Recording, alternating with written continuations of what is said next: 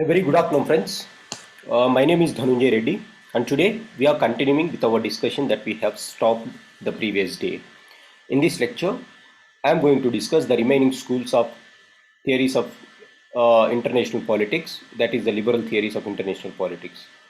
So, before going into that, I will just quickly recall what we have read so far in the first slide, and then I will go to today's discussion. See, there are these topics are very important from both perspectives, that is, from static perspective and application perspective. I hope you got my point. So, let us directly go into today's discussion. So, today we are going to discuss the liberal theory of international relations, and we know that in liberal theory of international politics, obviously there are six subschools. The three subschools we have discussed in our previous session, and today we are going to complete the rest of the three sessions, right? On the slides, on these slides, you are finding three books. One is written by John Burton, World Society, and this is one school that we are going to discuss today. That is Sociological Liberalism. The second book that you find is The second book that you find today is Beyond the Nation State. This is Functional and International Neo-Functional Approach by Ernest B. Haas. He is one scholar of international politics, functional liberalism, and neo-functional liberalism. We are going to discuss that school. This will be the fifth school in total. And there is one more person called Francis Fukuyama who said that, yes, Francis Fukuyama said, The End of History and the Last Man. In his book, he said that liberalism is the ultimate winner of all the schools in international politics. We'll discuss this debate too, but for now, just remember the name of the person because he will be very important per se from this discussion. I hope this is the first slide, and let us move to the next. So far, we have seen different schools of neoliberalism. I said that these schools are classified based on the ideas which they have proposed for ensuring peace. So these are just the ideas through which they proposed to ensuring peace. As a result, these schools emerged. And based on the ideas, the first school came out with the idea of institutionalism, which means by establishing institutions, you can have peace. The second school said that economic interdependence is one idea through which we can bring peace. This is also we discussed. And the third school said that, yes, by having democratic institutions or by propagating democracy, you can establish peace. So these are the three ideas which people have given for the first three schools. And let us look at the remaining schools and what are the ideas that they proposed in order to ensure peace. I said international politics or the schools of international politics, they have only one thing in their mind, that is to ensure peace and avoid war. Whatever the school it is, whether it is Marxist school, feminist school, liberal school or neoliberal school, their ultimate goal is to establish enduring peace and avoid war. So these are the ideas that they propose. Democratic peace theory we studied. And today we'll be looking at the remaining three schools, that is the sociological liberalism, the functionalism and complex interdependence theory. So let us see what does these three mean, right? So let me go to the sociological liberalism. In the previous class, we have seen the first three schools. Today, I am going to discuss this sociological liberalism. The alternative name of this school is communications theory. Why? There is going to be communications between the sections of society or between the people. Through communications, you can resolve the disputes. That is the basic fundamental in this school. The scholars who proposed this sociological liberalism are Carl Deutsch, he has given a concept called security community. And then John Burton, he has given an alternative model of international politics, that is Cobweb model. We'll see what they are. And James Rosenow. These are the prominent scholars, Carl Deutsch, John Burton, and James Rosenow. We'll see what are the contributions that these persons did for the so-called sociological liberalism. Right? This is how we are discussing right from the first school. What are the other names that are available, who are the scholars, and what are their features. Now, if you look at the sociological liberalism, what are the features? It says that it gives social centric theory of international politics. It doesn't speak about states or market. Realist spoke that state is the actor, and the economic interdependence theory said who is the actors in economic interdependence? Markets are the actors. Now these people said that okay, let us not look international perspective from the view of state or from the view of market, rather look from the perspective of society, look from the perspective of the society, or that people to people. So it focuses on society. In society it talks about track to diplomacy. What do you mean by track to diplomacy? People to people relations is known as track to diplomacy. In international relations, government to government relations are called track one diplomacy. People to people relations are called track two diplomacy.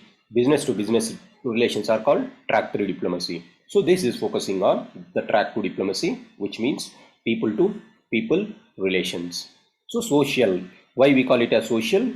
It is telling that you can establish peace by social means, that is by increasing the communication among the sections of community, that is people to people. So this is a funda, and then we will move to the next feature. What are the features? Why this context has arisen, or why social liberalism has arisen? Because there was a growth of transnationalism. What is this transnationalism? Because of globalization, people started coming from other states to, and they are crossing their borders and reaching different parts of the community or different parts of the globe. This transnationalism, that is beyond your national borders, people started moving.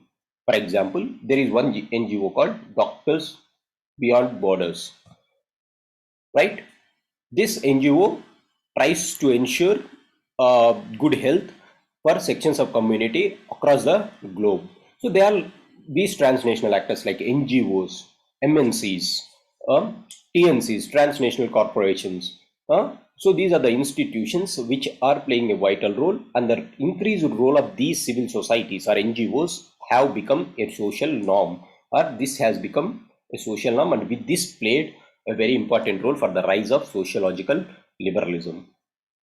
And what are the factors that which supported for the growth? Factors that supported for the growth of sociological liberalism is, one is the communication revolution.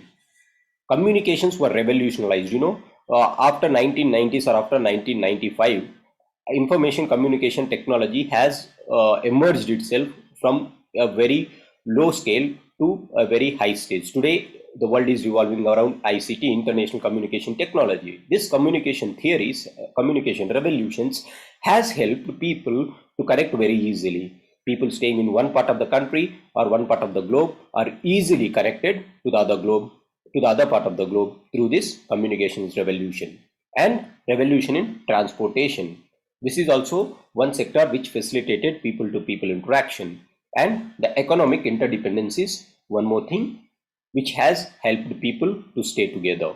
So these are the revolutions which helped for the growth of the so-called social liberalism. I think you got the point. What I said, what is sociological liberalism? What is the on what idea they propose peace through track to diplomacy, and then what are the features of this school? Next, Rosnu suggests that from state-centric view, we have entered into society-centric view. State-centric view was propounded by realists. States are the only actors. But these persons say that, Rosnu say that, no, today it is no more state-centric view. We have entered into society-centric view. And John Barton gave the concept of cobweb model of international politics. What is this cobweb model of international politics? The cobweb model of John Burton says that it is an alternative to the billiards ball model. What is this billiards ball model?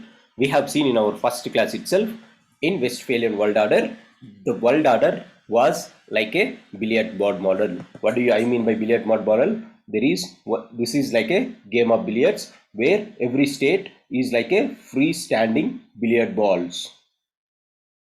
And these balls are compared to states, and every state by interacting, or by if you just give a push to one ball, automatically it is going to have interactions with the other states. So here in billiard balls, each ball is considered like a state, and the states interact in a systematic way, that is in a patterned way. So in billiards ball model is the Westphalian world order model. States are freestanding balls of billiard and they are consistently colliding with each other. The moment they are consistently colliding, why they are consistently colliding? To bring equilibrium, right? You see, in the state of anarchy, states wanted equilibrium because they wanted to secure their national interest. If one country is increasing its power, then definitely they are going to have interactions and they are going to nullify that increasing power by the formation of balance of powers or alliances or counter alliances. So this we have discussed. And billiards ball model we clearly discussed. Billiards ball model is also known as the Westphalian world order model, right? From this concept, that is, here balls are states are the units and states are the only units. Except balls, you do not find anything here. But the cobweb model shows that because of the increased interactions, communications and interdependence between the societies, there is an increased interdependence of the society. It is no more like a billiard ball model, rather it is like a spider's web. What is this spider web? One thing gets connected to the other in a very, very, very dense way. So the difference between billiards ball model and cobweb model is that one state is getting connected to the other state in a very dense way. It is not just like one ball of billiards, it is like the spider's web. See, in billiards ball, there is one state and other state. The interaction is only between these states. But in cobweb model, in one state and in another state, there are many individuals, people. Alright? These people, they are constantly interacting.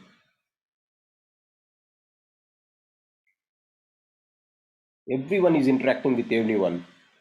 Now this has become like a spider web. Rather than just like one link here in the billiard ball, this has become like a spider web. And because of this interaction, because of the increased interdependence in the society, this cobweb model resulted. What do this mean? It means if you are going to touch one point, then automatically it is going to shiver or pass the tremors across the web.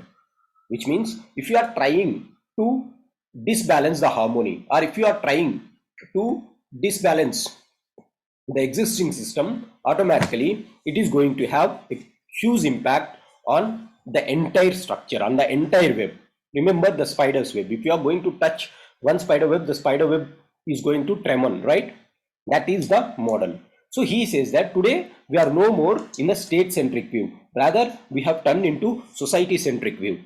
As we have turned into society-centric view, John Burton gave the concept of cobweb model. Cobweb model is more interdependent compared to the billiards ball model, where only state are the actors in billiards ball model. Here, every individual in the state is going to act as a link. As a result, the complex interdependence is increased. If you are going to touch one point, it is going to give tremors at each and every other point of the web.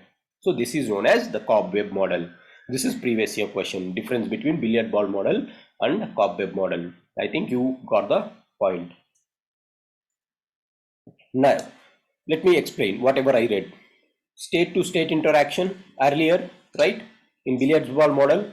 Now, due to increased interdependence, that is what I said, people are interacting with each other in multiple ways and a very dense network of relationships has emerged, something like the spider's web, and this is called the cobweb model. The relation between the countries becoming transnational, means beyond borders, and in multiple ways people are getting interacted. It is not just through state to state people are interacting. Today people have become transnational. There is emergence of transnational actors, and these transnational actors are making people to interact more. It means people can link their security issues. Thus, in terms of security, they became interdependent, which means if you are going to create trouble for one man in one state, automatically it is going to create tremors for the entire security structure of the globe. Right? This is what they say. Next, these are the contributions of John Barton, and this is a photo that I showed in the first slide, John Barton slide, right? This is first thing. And now let us discuss the second school, the second theory here, that is of Karl Deutsch. Karl Deutsch also said that yes, there is an increased interaction among the states. Now, he showed through empirical data that there is increased interaction. What is that empirical data? He has collected the data of number of foreign travelers, number of telephone exchanges between the country, and the letters that were exchanged over a period of time. And he measured the amount of interaction.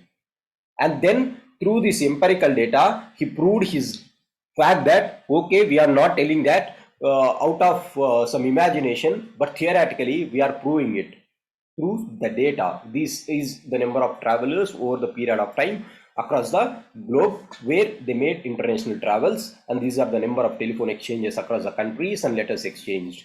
So he said, what was his finding? He said that the more interactions between the societies, more is the peaceful relationships. The more you are interacting, the more is the relationships, peaceful relationships. And he beautifully comes out with the data of USA and European Union or European countries. He says that he measures the number of exchanges that has happened between USA, that is America, as well as the Western European countries. And he says that because of this increased interaction between USA and the great West European countries, there exists a peaceful relation between USA and West European countries. You do not find any entanglement or antagonism between these two states. He compares the same thing with Pakistan and India and China, and he says that this zone in the world is the most conflict prone zone.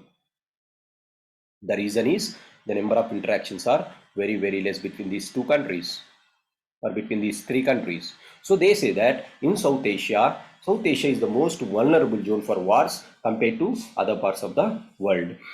Right? This is what they prove systematically. Next, Karl Deutsch says that, I said, greater is the people to people's interaction, higher is the peace. For example, Western Europe and USA. It conversely means lesser is the interaction, greater is the chances for war. Right? More interactions, more peace, less interactions, less peace. Right?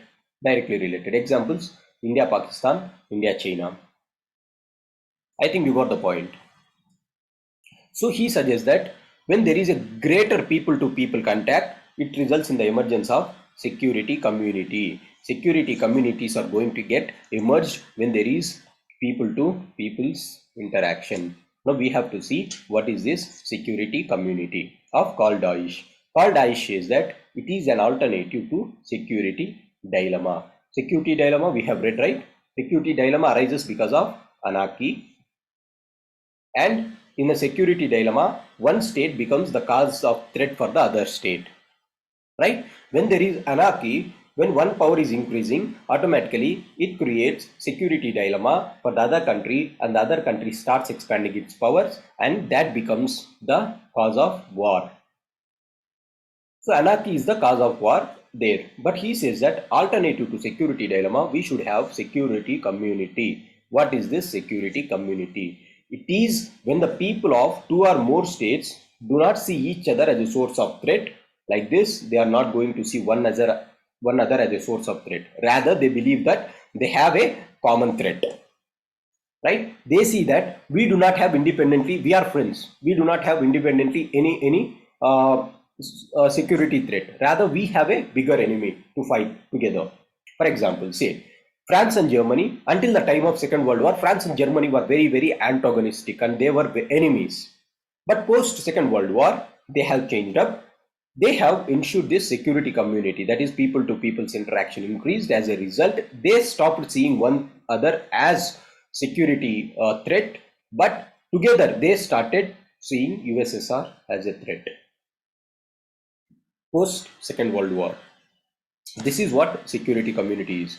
Security community is two nations see themselves not as threats for each other, but together they have a common enemy, and hence they form strong coalitions to fight the common enemy. So this is what security community is. The more people to people interaction is there, the more security community will be formed as per Carl Deutsch, right?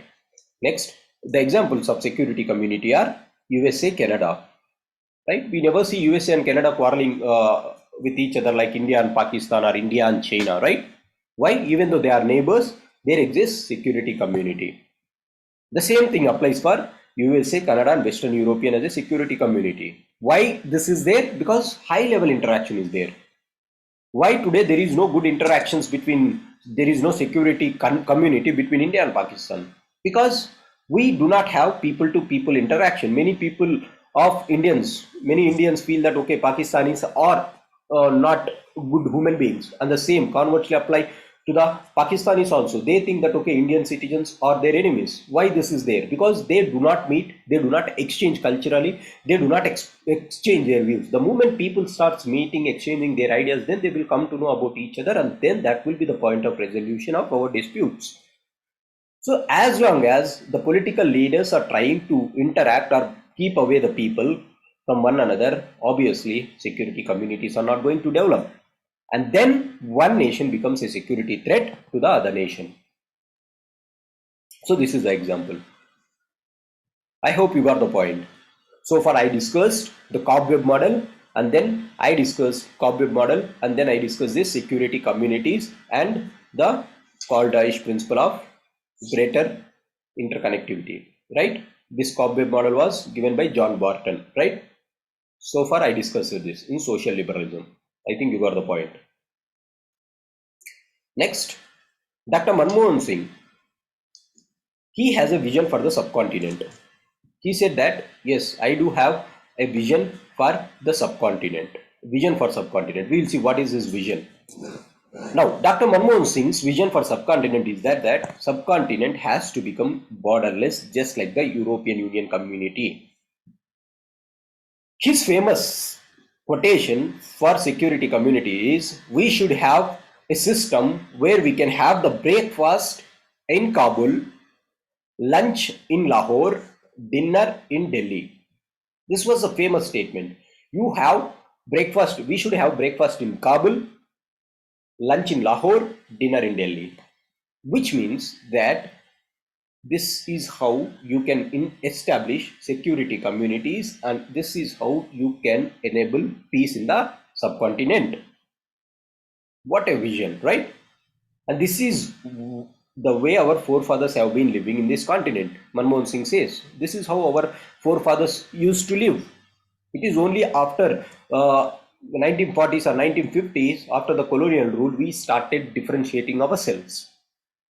So I want my grandchildren to live in this way, Dr. Manmohan Singh said. So we should have a system where we can have the breakfast in Kabul, lunch in Lahore, and the dinner in Delhi. Was a famous statement, right? This is what is related to security community concept. Now, what is the criticism of sociological liberalism? The critics say that security community have been successful only in the Western countries. We do not see the concept of security community in the third world countries. There is no security communities in the third world countries. Third world countries see themselves, the neighboring countries, as enemies. So if you take, for example, security communities have been successful only in the Western world, not in the Eastern world.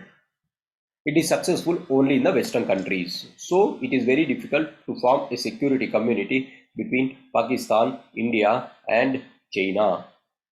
Moreover, to form security community, we should have visionary leaders. Visionary leaders. As long as visionary leaders are not there, then definitely they will try to block these security communities or these people to people interactions, right? This is one thing. I think you got the point. These are the criticisms. So we discussed in social liberalism or sociological liberalism, we discussed who are the proponents.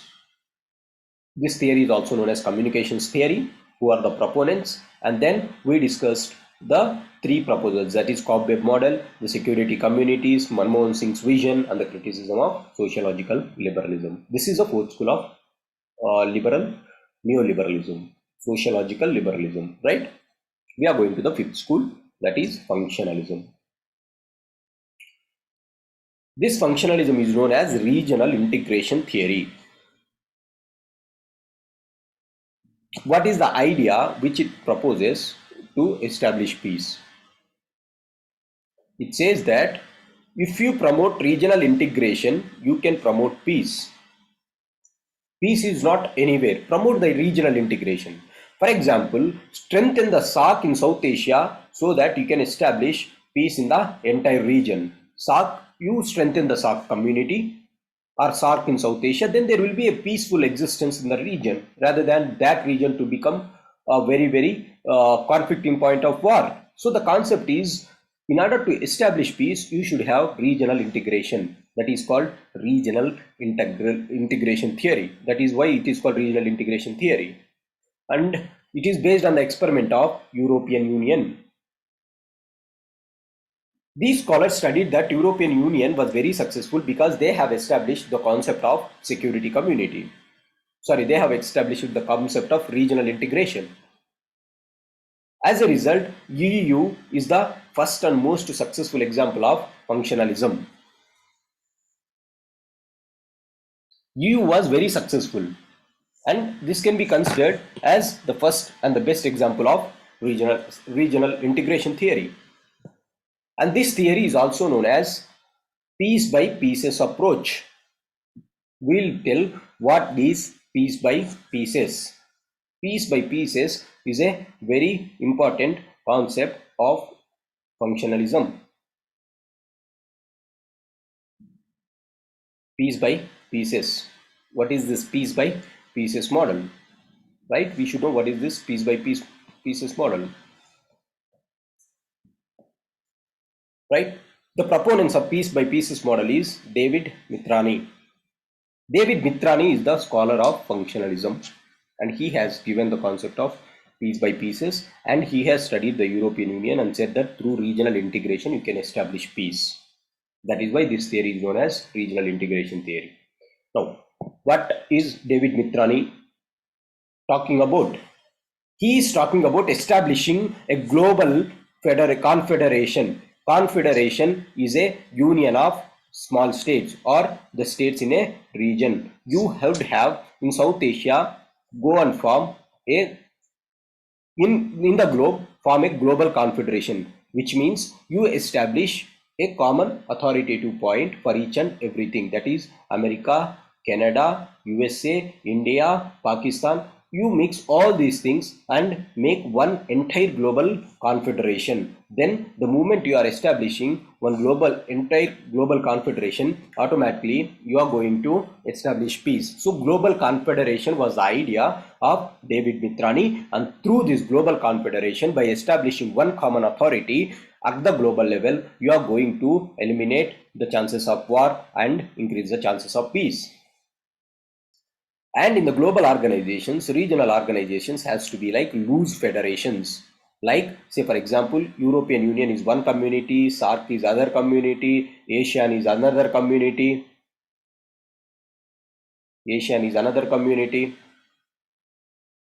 African Union is another community, then this South American community is one community, North American community. So these are regional organizations. Let these regional organizations be like loose federations in the concept of a greater global confederation. Compare this with the Indian model. Like these loose federations are like states in India. Say one is Andhra Pradesh, one is Tamil Nadu, one is Telangana, Delhi, Uttar Pradesh, northeastern states. So these are loose federations, and at the global level, you will have one concept called the central government. So that is called global federation. I just said an analogy, right? So he says that go for global confederation so that you can evolve peace. So this is the concept which he is propounding. What is the source of influence on functionalism and David Mithrani? He says he has come out of, he has taken the influence of Richard Cobden. Richard Cobden is one speaker or one scholar who said that whenever you are promoting international politics, you keep politicians out of that, because politicians are the persons who are going to create disturbances between the relations. It is the politicians who stop people to people interaction. It is the politicians for their political gains. They are going to make the interests of the people very, very minimum, or the interest of the state very minimum. So you keep politicians out whenever you are discussing about international relations.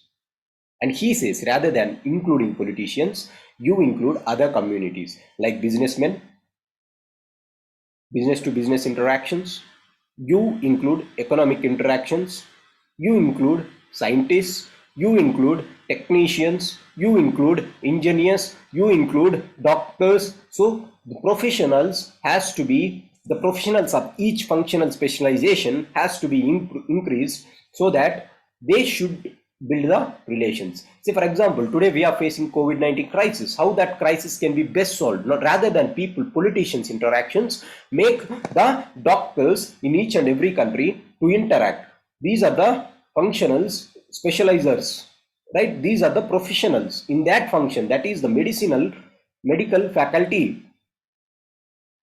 In medicine, there is functional specializations, and these are the functional specializers. You ask them to take the lead rather than asking the politicians to take the lead. If politicians are taking the lead, they are going to create the chances worst. Rather, create a medical fraternity where people will be promoted health across the country. This is what Richard Cobden says. This theory is also influenced by the functional sovereignty theory. What is this functional sovereignty theory? It says that functional sovereignty, independent of the function, every function has its own specialization. It says that sovereignty must lie with the institution which performs a particular function, which means if you are going to deal COVID crisis, the sovereignty has to be with the institution which performs, which tries to reduce the COVID. What is that institution? The medical institutions or the medical fraternity who are going to reduce your chances of COVID spread. So functional sovereignty is the theory which was given and which gives scope to increase the functional specialists rather than politicians. So functional sovereignty is the concept of guild socialism or pluralism, and this concept was given by G.D.H. Cole. G.D.H. Cole is the person who proposed the theory of pluralism or guild socialism. Guild socialism means G-U-I-L-D. Guild means organizations, formal or informal organizations. These are functional specialists. It may be economists, it may be traders, it may be doctors, it may be engineers, it may be scientists. Apart from politicians, it may be any other person. Just don't concentrate on political to political relations. Rather, it has to be between the functional units or independent functionalities who has to look at the theory of international relations. So this is how the functionalism was evolved. Functionalism itself says that it is a independent organization, and David Mithrani has got the sources from Richard Cobden and these people of guild socialism. Right, this is the source of influence of the so-called functional theory. Now we will be moving to concepts associated with functionalism. I said functionalism talks about piece by pieces model. It says about spillover effect. It says about functional linkages. I said what is functional linkages? We discussed just now as per the guild socialists like G.D.H. Cole, who says that, and Richard Cobden, who said that by keeping politicians out, you make functional specializations or functional specialists to interact across the global level. These people will ensure peace rather than the politicians who doesn't know much of the things about the international relations. Right? This is functional linkage that I spoke. Now, what is this piece by pieces model? This is a very important concept in functionalism. Piece by pieces suggests that you divide the issues among the countries into doable and non-doable actions. In between any country, there will be certain issues which will be of high politics, and there will be some issues which will be of low politics. What do I mean by high politics? Security issues will be one factor and non-security issues will be another factor. So piece by pieces is you divide the entire issues. Don't look at the entire problem like one problem, but divide that into the issues of high level politics and low level politics, or doable actions or non-doable actions. And then you take those topics or those subjects which can be doable first, that is the low level politics, less controversial issues where there is a possibility of understanding. You take the low level politics and then you solve them and then reach to the higher level problems. This is called piece by pieces. You establish peace by going after each and every piece, P-I-E-C-E, right? For example, let us look this between the example of France and Germany. France and Germany, they were consistently fighting until the Second World War. After Second World War, what it happened? The French foreign minister, there was one man called Frederick Schuman, French foreign minister. He proposed the concept of European coal and steel community. European coal and steel community. This is the community of steel and coal industrialists. He said that yes, between France and Germany, there are many issues that we can struggle. There are high level politics and low level politics. Now we cannot keep on struggling because just now we have seen Second World War. If you go on struggling, we cannot afford for the Third World War or the next World Wars. So he said that okay, keep outside our high level politics for some time. Let these people, that is the technicians or the scientists or the industrialists, carry the relations for some time, because these are the low level politics.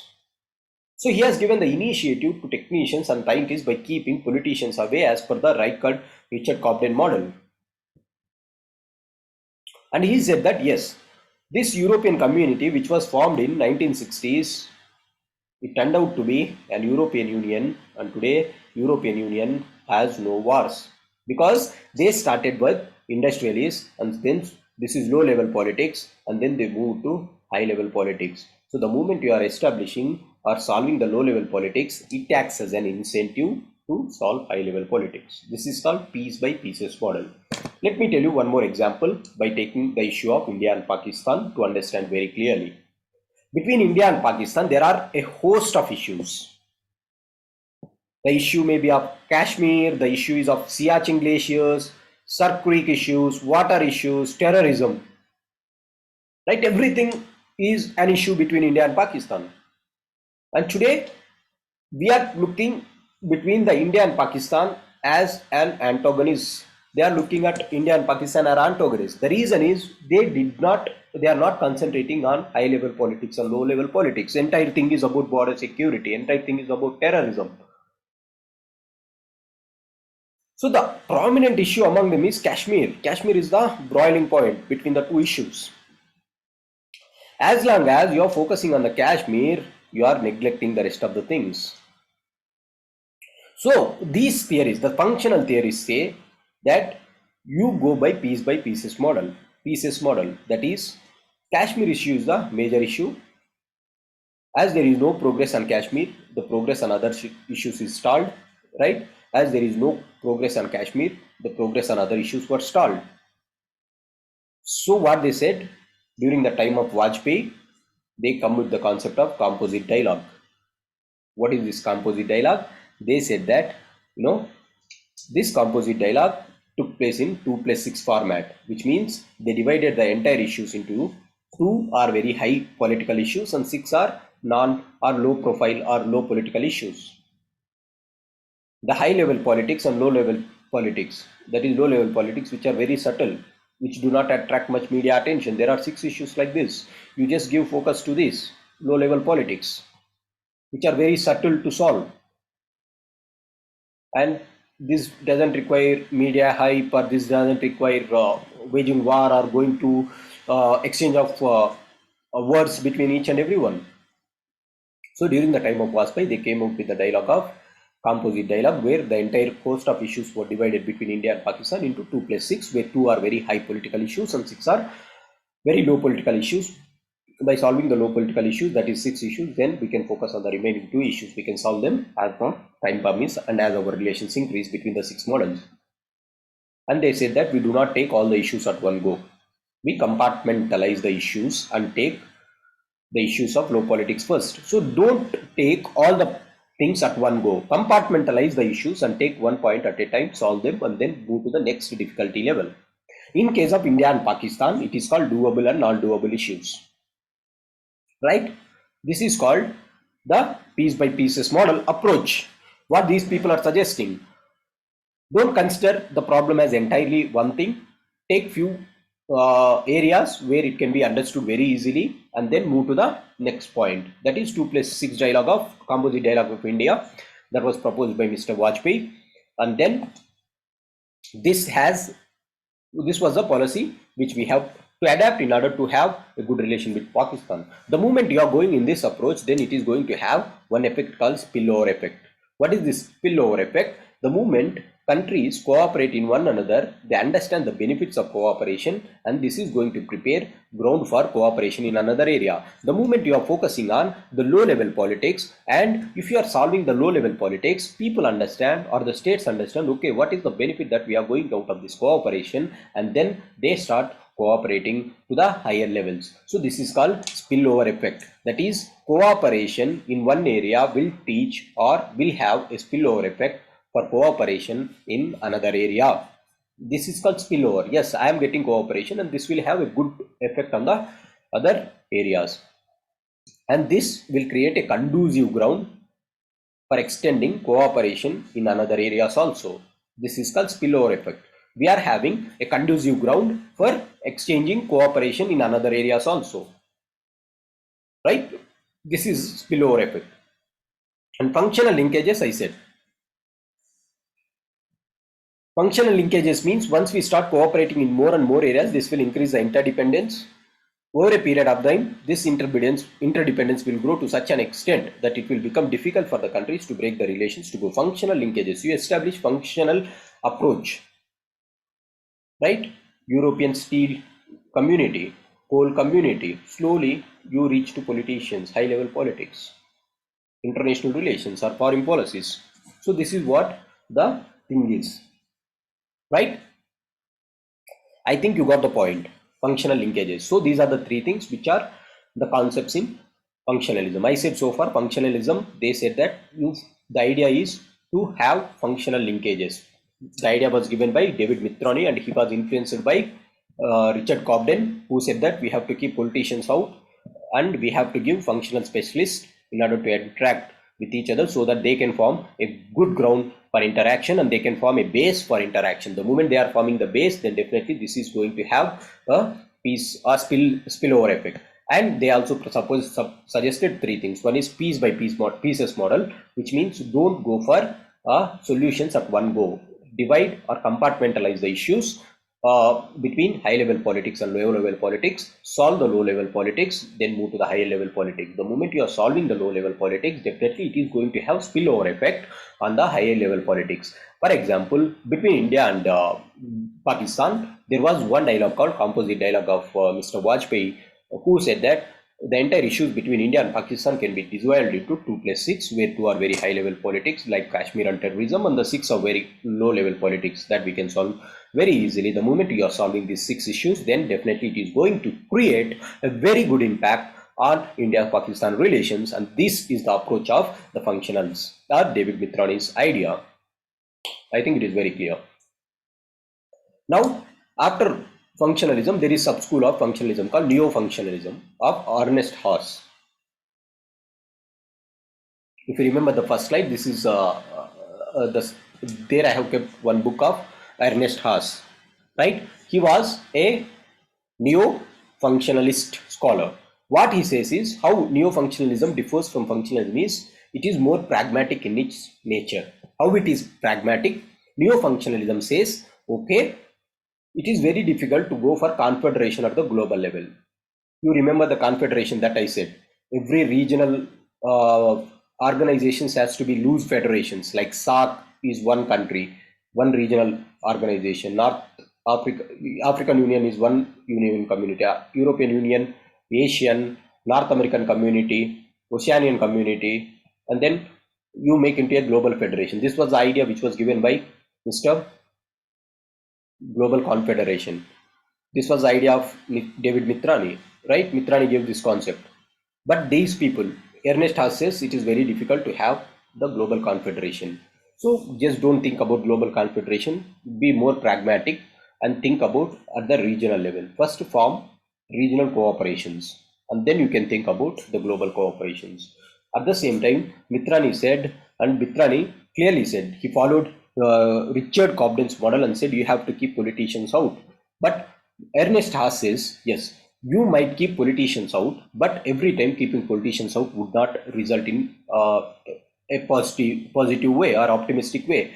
At some point of time, you need to include politicians because they play a vital role along with the other functional specialists. So these are the two differences between functionalism and neo-functionalism. Functionalism said at the global federation, it is more idealistic, whereas neo-federalism is said that start with the global level organizations and then you can think about global federations. It is very pragmatic in its approach. And functionalism said that you keep or throw away the politicians out of the discussion, but whereas Ernest Haas says that okay, politicians have their role, so you cannot keep always outside. At some point of time, we have to include the so-called politicians. So this is what neo-functionalism is about. So I think functionalism and neo-functionalism, right? It is clear. Now, what is the criticisms of functionalist school of international politics? Many scholars criticized functionalism, saying that it is not successful in all regions. Just like your sociological approach, security community approach, which was not successful in the West Asia or in the Western world, it is also not successful in all regions. For example, SAARC, South Asia, failure of SAARC is best example where functionalism cannot work for peace because every day they are quarreling. So they says that this is not successful in all the regions. This can be successful only in those regions where they has this democratic culture. And it also says this is the first thing. And the second thing is this is extremely slow process. If you want to have functionalism to work, then it is extremely a very slow process. For example, European Union started its coal and steel community in 1950s. The foreign minister Frederick Schuman started this in 1950s, European community that is called coal and steel community between France and Germany. But it is only after 90s it became a union. So you started in 1950 with coal and steel community and this has turned into European Union community only after 1990s, which means you have taken 40 years. And even after 40 years, what did it happen? Is it maintaining its dignity or is it maintaining its unitedness? No, because the recent Brexit from European Union is one example which shows that again nations are not cooperating. So this is one setback of functionalism. So even after 40 years, there is still a chance for the nations to come out of the confederations. That is the thing. So it is extremely slow process and it cannot be reliable. That is what I mean here. And it requires visionary statesmen like Manmohan Singh. It requires visionary statesmen like Vajpayee. You cannot have if there are someone who are not visionary persons, then they cannot establish this functional linkages approach because they will be more concentrating on the political dynamics of their interest. So it requires visionary statesmen, but visionary statesmen are declining across the globe today. Everyone is worried about their national interest, or deglobalization is the phenomenon today. So neo-functionalism suffers from this or functionalism suffers from these three principles. That is, it is not successful in all the regions, it is a very slow process, and it is not durable, or it is not a guaranteed course of action. And the third one is it requires visionary statement, which in the global level we find very minimum or less number of visionary men or visionary statesmen today. So this is a criticism of functionalist approach. So far I have said functionalism, and we discussed various domains of functionalism. As a sixth school, we are going to complex interdependence theory. So far we have discussed 5 schools. The first school is institutional approach, economic interdependence approach, democratic peace theory, sociological theory, functional theory. This approach is complex interdependence. And I said all these schools are based on the ideas that they are going to promote to establish peace.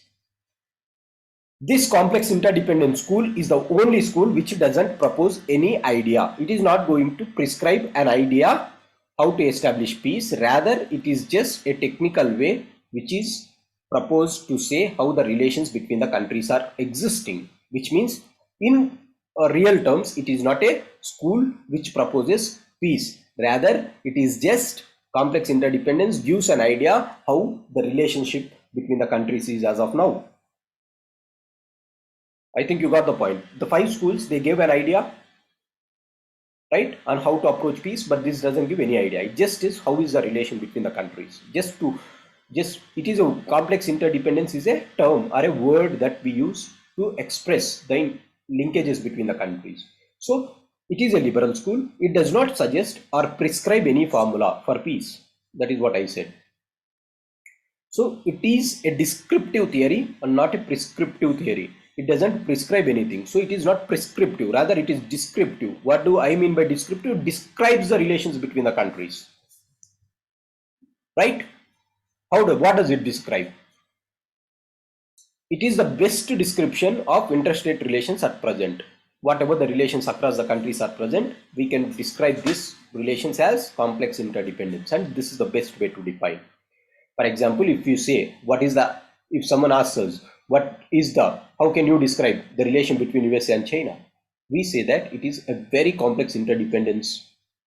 We can describe the relation between US and China as very complex interdependence.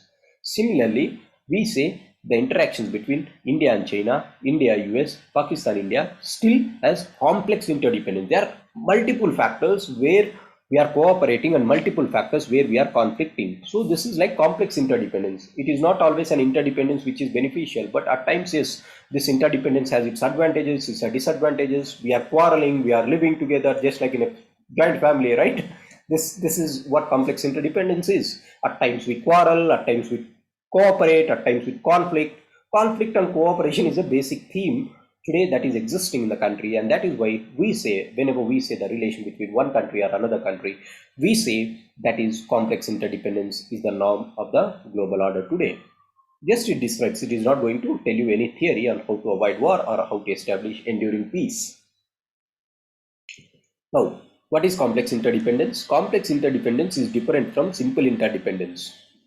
How it is simple? Simple interdependence means there is no conflict, only perfect harmony. Economic interdependence, remember that. What Thomas Friedman says, whenever there is economic interdependence, it is going to reduce war and perfect harmony is going to achieve. No, complex, that is simple interdependence. Complex interdependence is no. Complex interdependence means coexistence of conflict along with cooperation. We quarrel at some times, we cooperate at some times. This is called complex interdependence. Simple interdependence is only peace, right? For example, India and China, there is conflict and there is cooperation. We conflict at border level, every day there will be one quarrel, right? But when we go to BRICS or when we go to WTO or climate change talks or transnational terrorism, we cooperate at the global level. So how can you say that India and China are always having conflict, or India and China are having an endurable peace, right? So this is a complex interdependence. Coexistence of conflict and cooperation is the basic complex interdependence theory, unlike the simple interdependence theory that we have seen. So what is this? Continuing with the complex India. According to this complex dependence, the present scenario of the countries have become interdependent on each other, but does not mean conflicts between them has resolved. Though there is interdependence between the two countries, it doesn't mean that complex issues were resolved. Yes, complex issues are still pertaining, but we are looking at that complex interdependence or that problems in a very amicable way. So India and China can cooperate at the BRICS, but still they fight at Ladakh. This is complex interdependence. So it just describes the international relations between the countries. This is how the relation is between India and China. This is how the relation is between China and USA. This is how relation between US and European Union exists. Right? This is just a descriptive school rather than a prescriptive school. It doesn't prescribe anything to avoid war. Rather, it describes how the relations are existing. I hope you got the point.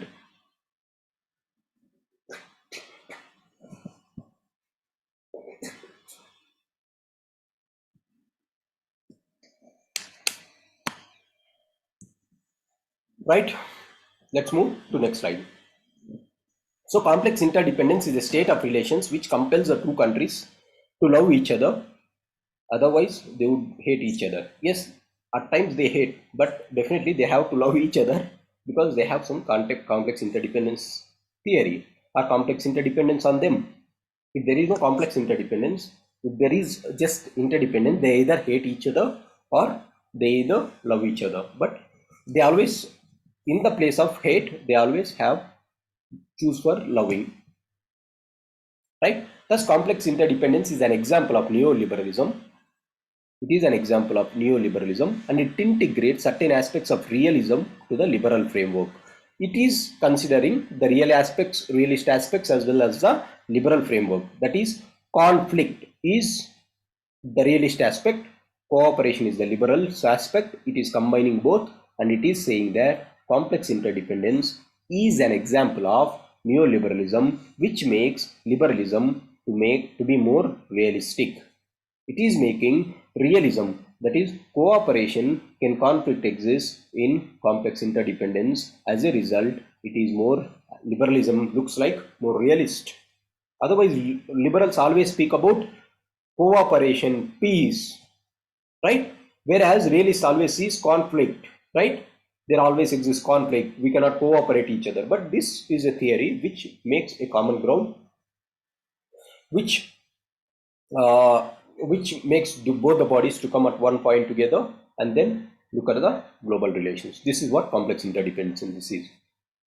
So friends, so far we have discussed the 6 schools. This is the last school, right? And with this, the schools of liberalism were done. I have discussed the 6 schools. I started with liberalism. What are the basic principles or assumptions of liberalism? What is the difference between classical and neoliberalism? What is the difference between liberalism and realism? And then we discussed what are the 6 sub-schools or what are the evolutionary stages of liberalism. That is at the stage of liberal enlightenment, and then we move to the first phase, that is after First World War, and then after Second World War with Mr. Franklin Donald Roosevelt, who has given rise to the rise of neoliberalism.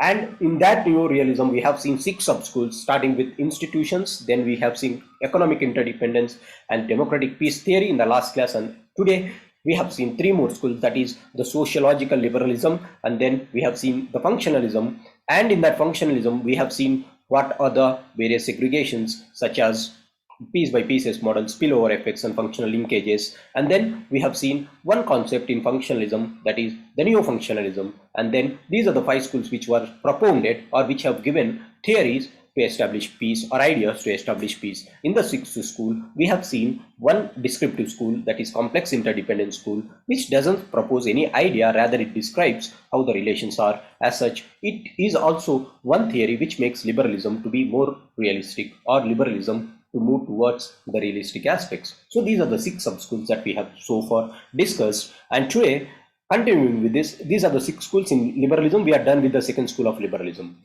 And still, there is one more topic that is called debates on international theories. There are 3 debates in international theories. I said that international theories are for establishment of peace. There are different schools of international liberalism. Sorry, different schools in international theories. The realist school exists, the idealist school, the Marxist school, the feminist school. right? There exist different schools: behavioral school, traditional school. So there is three debates in the international theories. What are those debates? One is the debate between the realist and idealist. We discussed this. Idealists say that okay, there is peace there is chance for peace. We can establish peace through internal institutions. You can establish peace by cooperation. Whereas realist says that okay, states are the only actors where we cannot cooperate with each other. So you have to have balance of power, or you have to have deterrence power. Then automatically, as you are increasing your security, definitely you have to have your power maximization, what is propounded by the realists. And we have seen the debate between the realists and idealists in the international theories. And there is one more school called behavioral schools and traditional schools. We'll see this concept further down the line. And there is one more concept called the neoliberals and the neorealists. What do this school mean? I said that neoliberalism and neorealists, though they are appearing to be similar, they have certain differences. We discussed this in our fifth lecture also when I was discussing about neorealism. What is this? This debate is called as the neo debate. This was asked previous year question. What describe about the neo debate? The neo debate is about the debate of neoliberals and the neorealists. What is it? If liberals criticize a realist for being too pessimistic, realists criticize them idealists to be more optimistic. This is realist versus idealists. Idealists are very, very optimistic. Realists are very, very pessimistic. So they quarrel with each other, saying that, okay, you are very pessimistic, you are very optimistic. So this is what. In the neoliberal approach to international politics has been criticized by neorealists like Mearsheimer. What Mearsheimer criticized is, this is called neo debate. In his book, which is called The Great Delusion, Liberal Realities and International Order. This is the book of John Mearsheimer. See, John Mearsheimer has also written one more book that we discussed while we are discussing the offensive school of realism. That is the tragedy of great power politics, right? This is another book which he has written recently. That is The Great Delusion. What is the delusion? Delusion means you are living in an imaginative world. The great delusion. Who are living in this imaginative world? Delusion. Liberals. Realities. Liberals are living in delusion, in the international order. Liberal realities in international order. So he has given this book in his book and in his essay, The Rise and Fall of Liberal Order. So these are the two works of John Mearsheimer along with the one book that I said previously. In this, The Great Delusion, there is liberal realities and international order. What is this? The context was in 1990s. In 1990s, we have seen the emergence of globalization. Globalization means it is an economic interdependence. And globalization was seen like a liberal dream coming true. Liberals started claiming that whatever we said has become successful and we are today able to establish peace because of the theories that we propounded. And they started telling that realists, look at us, you were failed, we were successful in propounding our theories were more successful than your theories. And the example has been highlighted by globalization. Today, if you look at globalization, definitely it is very clear that we are successful. So this debate was started by the so-called neoliberals after the globalization started. And they claimed, even we see that never in the history of international politics, we see liberalism in such a dominant role, realism in such a defensive role. Globalization made realism to be in a defensive position and liberalism to be in a dominant position in theories of international politics. And this was never seen in the history of international politics right from 1919. Realists used to dominate the international politics, but the debate was changed after the globalization. And some liberals like Francis Fukuyama declared liberalism as the end of history, which means liberalism is going to be the only school which is going to sustain, and other schools are going to have, other schools were ended. This is what Francis Fukuyama, the great liberal, says. I have given his book also in the slide, in the first slide. So this is what neoliberal says. Neoliberal says, yes, the end of history. Liberalism is the end of history. What do I mean by liberalism is the end of history? Because there is no other ideology which can sustain liberalism and can prolong or can say more authoritatively than liberalism. That is his concept, and he says liberalism has won the war out of all the theories. We were dominant. The scholars, these are the scholarly debates. However, John Mearsheimer held that it is just a passing phase. Hello, he said, hello, Mr. Francis Fukuyama, don't be very excited. This is just a passing phase. The international, and he again says, international politics is not going to change, boss, until and unless the structure of international politics is not altered. The international politics is going to remain the same. So don't be in a delusion that liberalism is the end of the history, or liberalism is the only school which can sustain and realism was gone forever. Never think this. This is what John Mearsheimer says, and this is just a passing phase. It is just during 1990s. Let us look for 20 more years down the line. Who knows what might happen? And he said that, okay, until and unless there is a qualitative change in relations between the states, you cannot have a change in the structure. So you are just propounding economic interdependence. But this person says still the structure is same. You have to change those structures in order to ensure peace. So don't be in a delusion. So don't be in that delusion of liberals winning the war, or liberals winning their concept. Right? So Francis Fukuyama claimed that it is the end of the history. That is, liberalism has won in all the debates. But this man says, okay, this is just a passing phase. Right? And yes, definitely, John Mearsheimer was proved right. Much before the COVID-19 people, John Mearsheimer said, okay, deep globalization is going to be the phenomena. And deep globalization was the phenomena that we are observing today. Where are these liberals, right? So Francis Fukuyama was proved wrong again after 2000, maybe after 2010. Deglobalization has been the norm.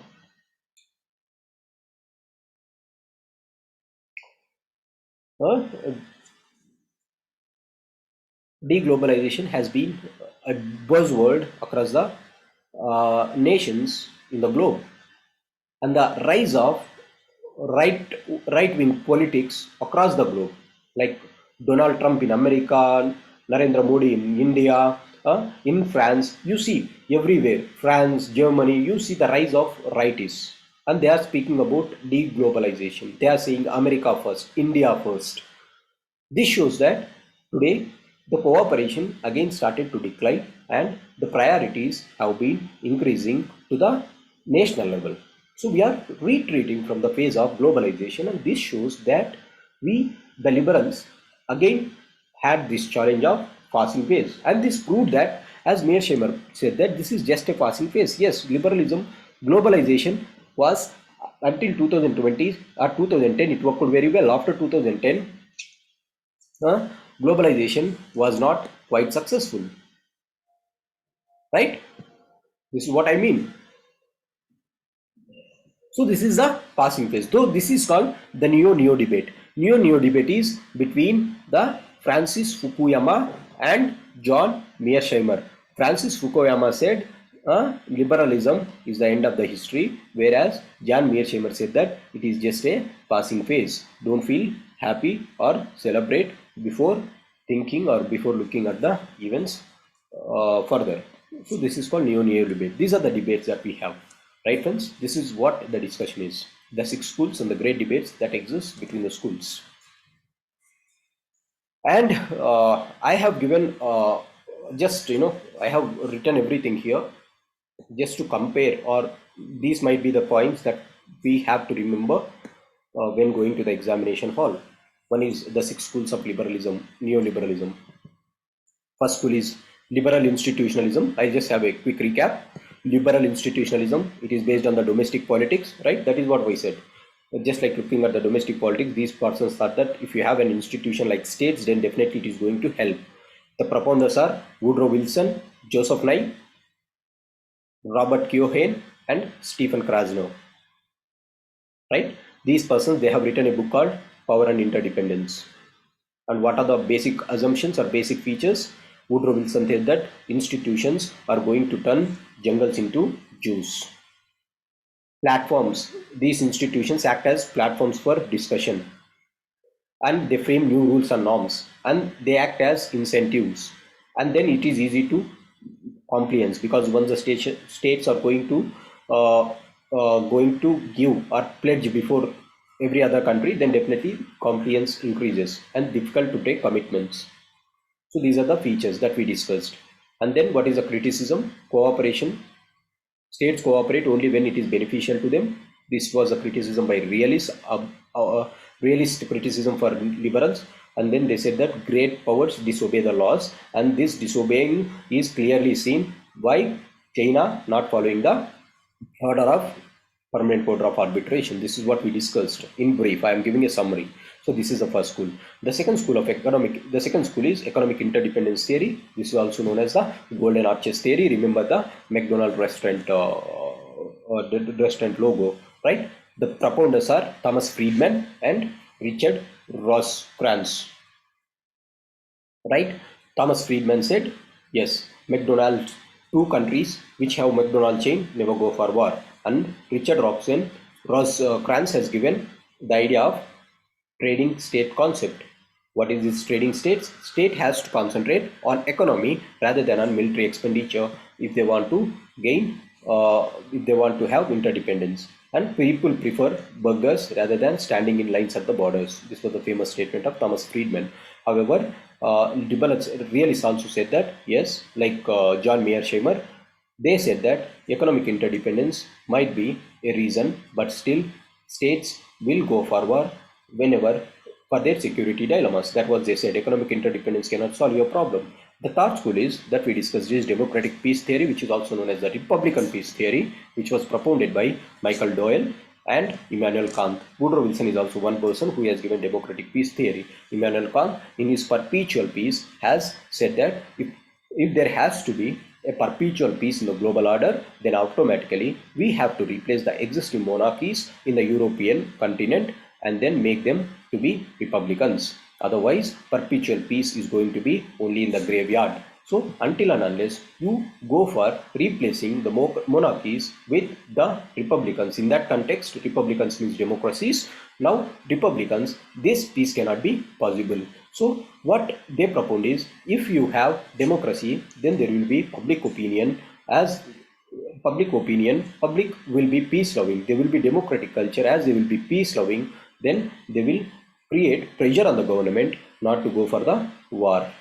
So this acts as a deterrence for the states to go to the war, and they promote Jones office like European Union. However, what they criticized is puppetry governments. They said that Russia and China said that these are just claims for installing puppet governments in the Western world. And South Asian countries said that democracy is a Western value and you are imposing those Western values on us. But in a diverse country like South Asia, especially India and China, especially India, you cannot have this type of Western values to be imposed on our cultures. And then it suffers from logical inconsistencies. I said that in logical inconsistencies, how can you be so sure that if two nations are not going to war, it is just because of democracy? There are other factors which might be playing the role. So don't give 100% credit to democracy itself. And then they also said that USA is trying to promote democracy at gunpoint. So this is what we discussed about democratic peace theory. And the next school that we discussed is the sociological liberalism that we discussed today, which is also known as the communications theory or track to diplomacy. Why it has emerged? It has emerged because of communications revolution, revolution in transport, and economic interdependence. The scholars who propose this are Carl Deutsch, John Burton, James Rosnow. Carl Deutsch has gave the concept of security community, and he also measured the amount of relations between the states. James Burton gave the concept of cobweb model of international relations, and in the cobweb model he has said that we have moved from the so-called billiards ball model of Westphalian world order to cobweb model, where today the relations are very dense model of interactions. And James Rosnow, he gave the concept of society-centric view. State has moved From state-centric view, we have moved to society-centric view. So more interaction and there is more chances of peace. That is what social liberal says. Dr. Manmohan Singh's vision for the South Asia, he said that I dream of a South Asian continent where we'll have breakfast in Kabul, lunch in Lahore, and dinner in Delhi. This is what we discussed. And the criticisms are it is only successful only in the Western countries and not in the third world countries. This is what we discussed in social liberalism. As far as functionalism is considered, we discussed yes, functionalism is also known as regional integration theory. It was propounded by David Mithrani. David Mithrani gave the concept of global confederation. And he got influenced, or this functionalism was influenced from Reichard Cobden and functional sovereignty approach. Reichard Cobden said, if you want to establish peace, keep politicians out of the discussions. And GDH Cole gave concept of guild socialism, which means functional sovereignty.